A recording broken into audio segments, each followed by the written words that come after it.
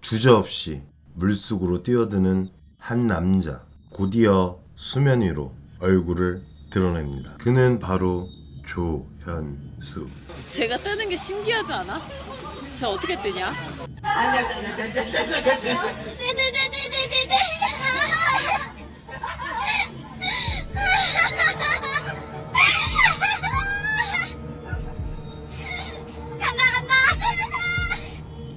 못 뒤집네.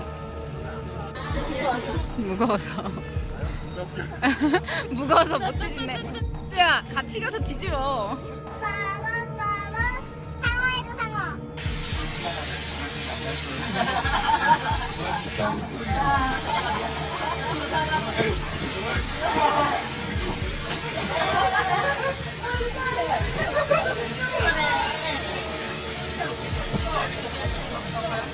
계속해서 그 일행들은 고인이 죽기 1시간 전까지 계속 괴롭히고 또 괴롭힙니다.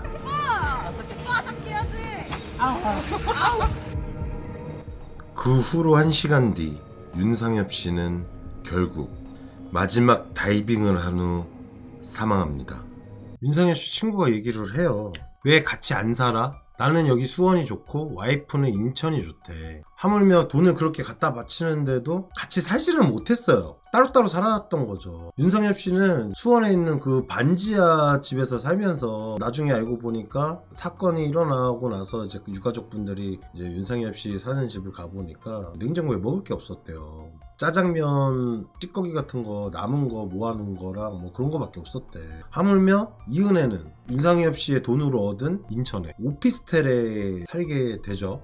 윤상엽 씨가 가족한테 소개해줄 때 어떻게 만났냐고 물어보니까 대기업 인턴 사원이라고 한 거예요. 실제로는 이은혜는 학력이 중졸이죠. 그걸 어떻게 알았냐? 장례식장을 찾은 고인의 직장 동료들이 둘이 어떻게 만났는지도 모르고 고졸 인턴 입사자가 아니라는 것도 얘기를 해줍니다. 윤상엽 씨는 가족들에게 일을 봐주다 보니 정이 들었다, 이런 식으로 소개를 해줬나봐요. 그리고 이은혜는 10살짜리 딸도 있다고 하더라고요. 그거를 장례식장에서 고 윤상엽 씨 누님이 얘기를 들었나봐요. 이은혜가 자기가 말 못할 사연이 있다고 하면서 얘기를 해줬대. 얼마나 부모 입장에서는 속이 터지겠어요. 이런 년이랑 혼인신고까지 했으니. 어쨌든 이거 사기 결혼이잖아요. 그리고 내연남이 있었다, 여기 실명이 나오네요. 당시 용소 계곡에 갔던 일행. 난 솔직히 여기 같이 갔던 사람들도 나는 저기 있는 일행들 모두는 아니지만 일부는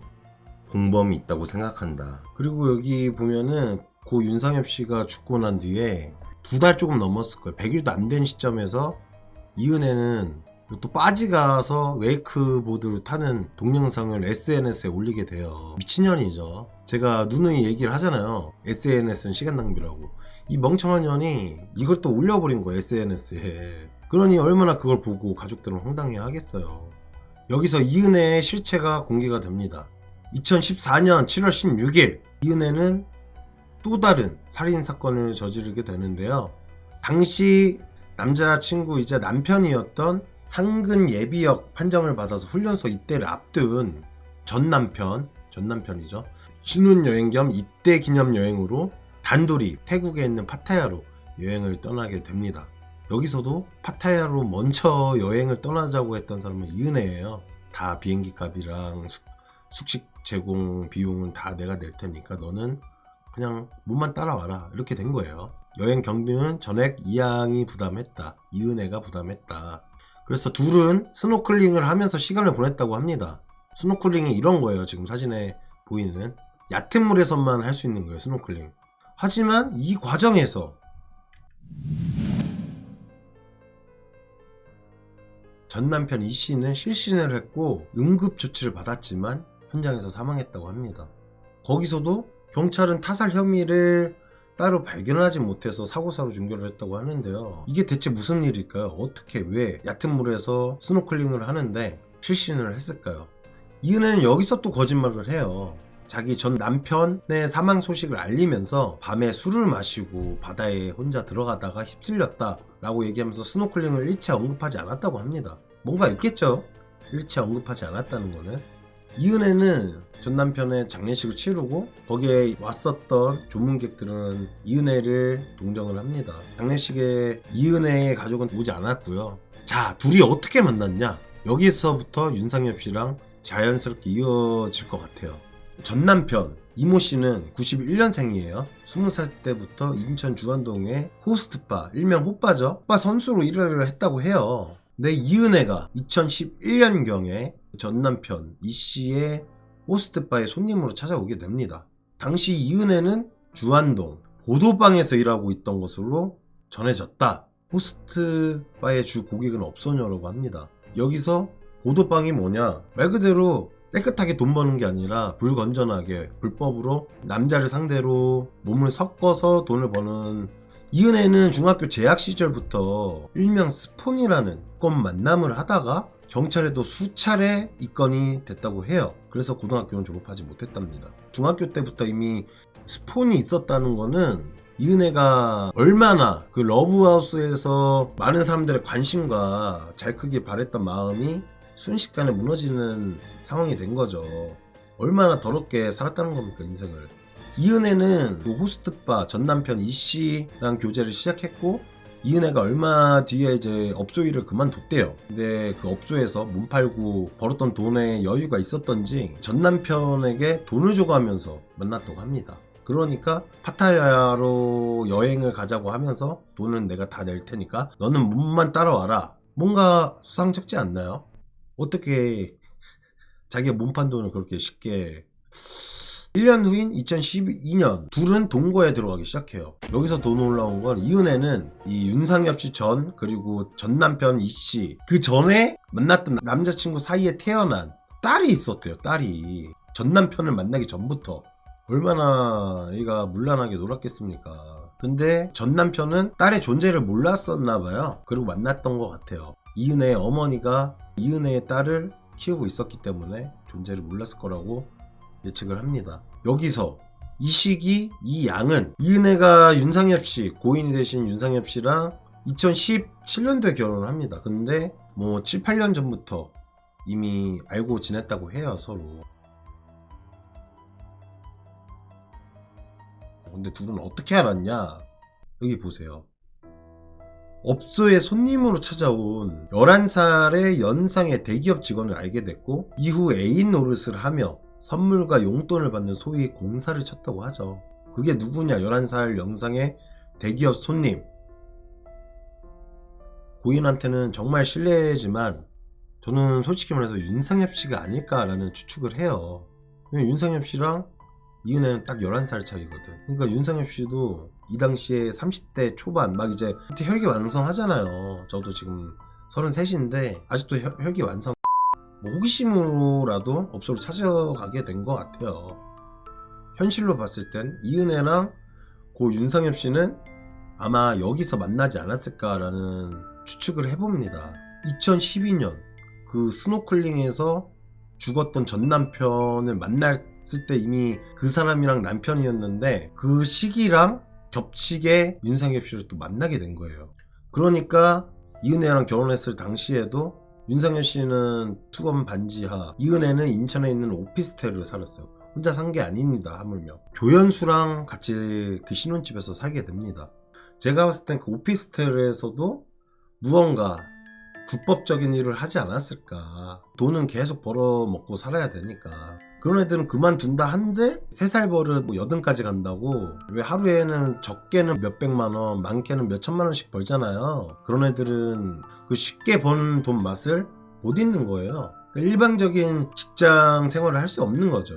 여기 보시면은 그 전 남편 친구가 썼던 글이 있어요. 2014년도에 죽은 자기 친구에 대해서 믿을 수가 없어서 남긴 글인데, 이거 보시면 찝찝함이 남아있다고 하네요. 태국에서 사망 선고를 받고 화장을 하고 부평에 있는 낙골당에 있다고 합니다. 윤상엽 씨도 같은 낙골당에 있다고 하고요. 이은혜에 대한 찝찝한 기억이 남아있다고 얘기를 해요. 근데 여기서 더 어마무시한 거 알려드릴까요? 언론에서도 많이 안 나왔던 건데, 그 윤상엽 씨랑 만나고 있을 당시에 그 전 남편이 죽고 이제 윤상엽 씨를 작업을 쳤으니까 만나고 있었던 거겠죠. 윤상엽 씨랑 결혼하기 1년 전에 윤상현 씨랑 계속 연락을 하고 있는 와중에 또 다른 남자랑 실제로 결혼식까지 갔었대요. 이게 믿겨지나요? 얘는 무슨 결혼 패티시 있어? 무슨 결혼을 죄다 그냥 목표로 자기가 이 사람은 죽여야겠다 목표로 삼은 애들이랑 다 결혼을 하는 것 같아요. 근데 그 친구는 다행히 결혼이 파혼이 됐어. 예식장에도 확인해보니까 진짜 결혼식까지 했던 거예요. 왜 파혼이 났냐면은 축의금이 없던 거예요. 축의금이. 얘가 그 남자가 집을 좀 살았었나봐. 2016년도에 결혼한 남자는 윤상엽 씨 전에 이은혜가 이제 그 남자를 잡기 위해서 약간 자기 부모님은 건물주니 뭐니 하면서 약간 뻥튀기를 했던 거지. 뻥튀기가 아니지 순사기죠.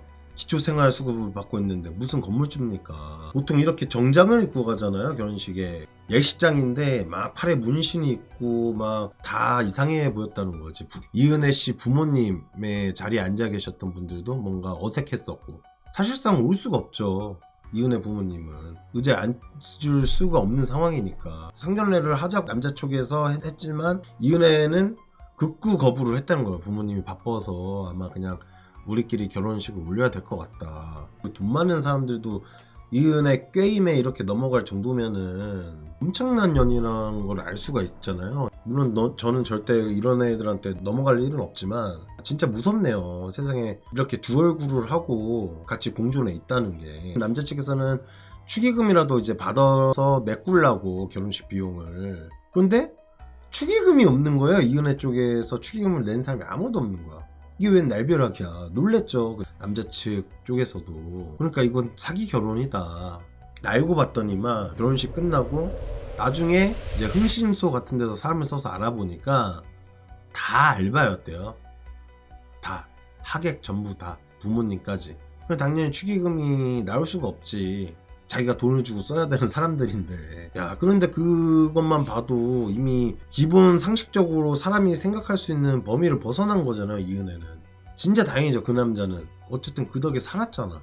자기도 죽을 수도 있었던 건데. 게다가 재산까지 많다고 하니 그 남편 재산 죽어봐봐. 다 내 거 아니야. 큰일 날 뻔했던 거지. 그리고 1년도 안 돼서 윤상엽 씨랑 결혼을 합니다. 이게 스토리예요, 이게 스토리.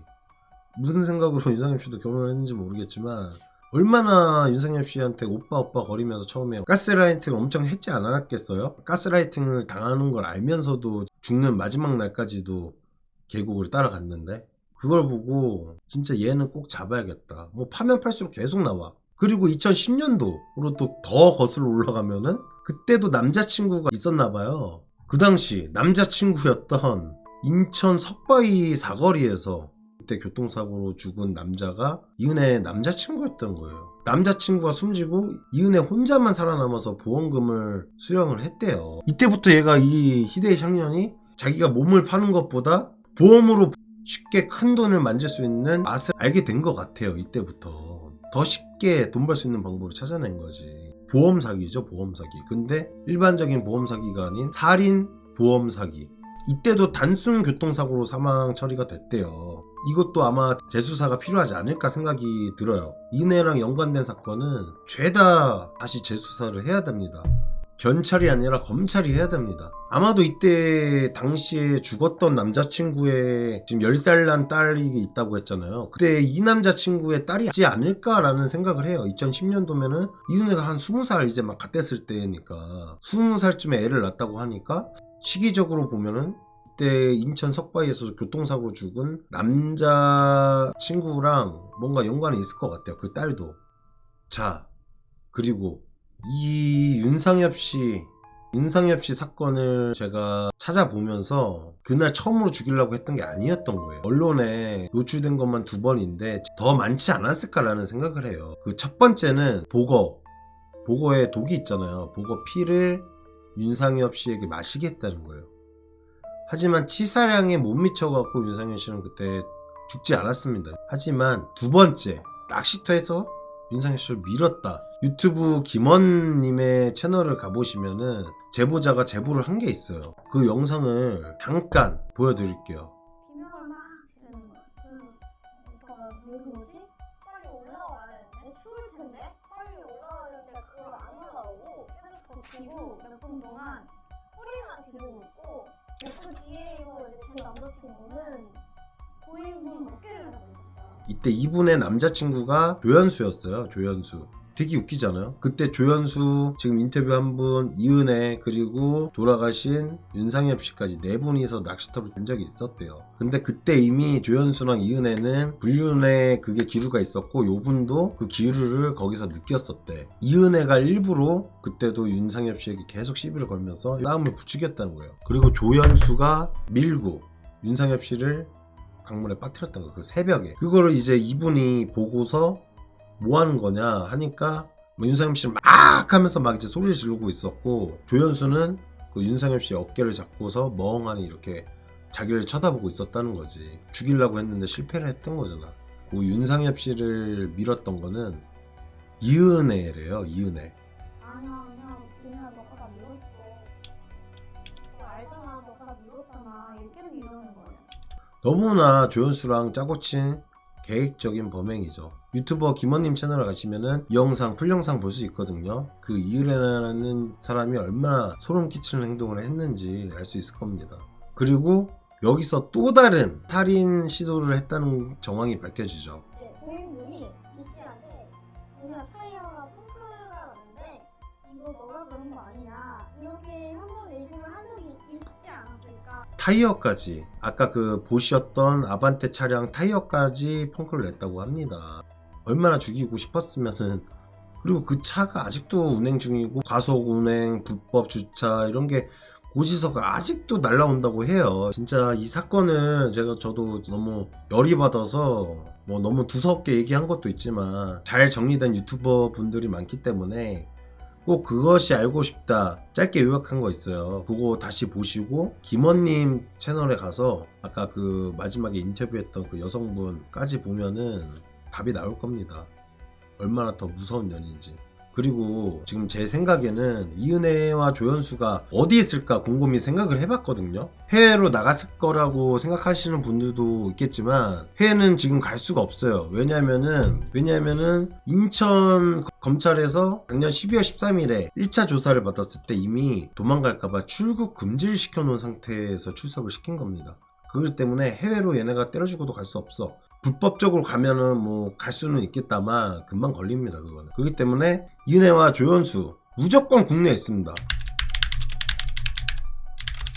그리고 두 번째, 인적이 드문 시골에 가서 그 사람 진짜 많이 안 사는 동네들 있잖아. 시골 같은데 뭐 어르신들이 많으니까 얘네들 당연히 못 알아볼 수도 있어요. 왜냐면 마스크를 쓰고 모자 쓰고 하면은 솔직히 알아보기 힘들잖아요. 마스크가 최고의 지금 이 녀석들의 방어무기다. 휴대폰은 안 켰겠죠. 당연히 키면 위치 추적이 들어가니까 휴대폰은 아예 그냥 꺼두고 달빵 같은 거 하나 구해가지고 그 안에서 이제 TV 같은 거 보면서 현재 상황을 약간 주시 중인 것 같아요. 그리고 세 번째, 둘 다 이미 지금까지 안 잡히는 거 보면은 거의 둘 다 이미 야산에서 사망했을 수도 있다라고 생각이 듭니다. 근데 사실 이런 애들이 죽을 용기는 없거든요. 악질 같은 년놈들이 결국엔 남은 쉽게 죽여도 자기네들은 쉽게 못 죽을 거예요. 왜? 무서우니까. 그래서 하루빨리 조속히 사건을 마무리 지으려면은 이거는 정말 대한민국 국민들이 모두 다 알게 돼서 도망간 이은혜와 조연수 하루빨리 꼭 잡아서 법의 심판을 빨리 받게 해주는 게 고인분과 유족분들의 마음을 조금이나마 위로를 하는 방법이지 않을까 싶어요. 시대 살인마, 양마, 고구마 같은 년놈들을 빨리 잡았으면 좋겠습니다. 지금까지 시청해주셔서 감사하고요. 이 사건에 많은 관심 부탁드리도록 하겠습니다. 삼가 고인의 명복을 빕니다.